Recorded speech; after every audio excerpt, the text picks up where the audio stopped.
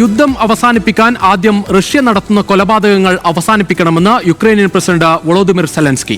Russia യുദ്ധം അവസാനിപ്പിക്കാനുള്ള ശ്രമങ്ങളെ സങ്കീർണമാക്കുകയാണ് എന്നും എക്സ്പോസ്റ്റിലൂടെ സെലൻസ്കിയുടെ വിമർശനം. തിങ്കളാഴ്ച ട്രംപുമായി കൂടിക്കാഴ്ച നടക്കാനിരിക്കെയാണ് സെലൻസ്കിയുടെ പ്രതികരണം പുറത്തുവന്നത്.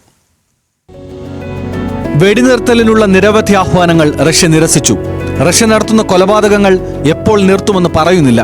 യുക്രൈനുമായി സമാധാനപരമായ സഹവർത്തിത്വം കൈവരിക്കാൻ റഷ്യ നല്ല പരിശ്രമം നടത്തണം, എക്സിലൂടെ സെലൻസ്കി പറഞ്ഞു. ആക്രമണങ്ങൾ നിർത്താൻ ഉത്തരവിടാനുള്ള ഇച്ഛാശക്തി പുടിൻ കാണിക്കുന്നില്ല. യുദ്ധം അവസാനിപ്പിക്കാൻ ഏതൊക്കെ നടപടികൾ ആവശ്യമാണെന്ന് നേതാക്കൾ തീരുമാനിക്കണം.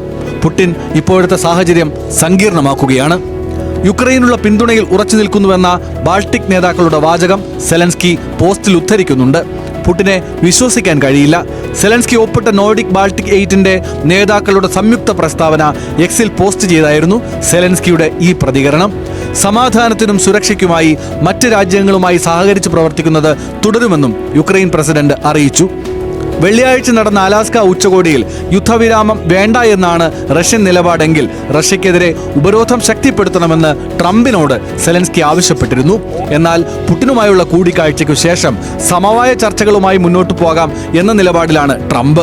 ശേഷമാണിപ്പോൾ സെലൻസ്കിയുടെ പ്രതികരണം പുറത്തു വന്നിരിക്കുന്നത്. തിങ്കളാഴ്ച ഡൊണാൾഡ് ട്രംപുമായി വാഷിംഗ്ടൺ DC-യിൽ സെലൻസ്കി നടത്തുന്ന കൂടിക്കാഴ്ചയോടെ റഷ്യ യുക്രൈൻ വെടിനിർത്തൽ സംബന്ധിച്ച സുപ്രധാന തീരുമാനം സംഭവിക്കും എന്നാണ് ലോകരാജ്യങ്ങൾ പ്രതീക്ഷിക്കുന്നത്. സുസ്ഥിര സമാധാനത്തിന് UK, ഫ്രാൻസ്, ജർമ്മനി അടക്കം ആവശ്യപ്പെട്ടിട്ടുമുണ്ട്. International desk, news Malayalam.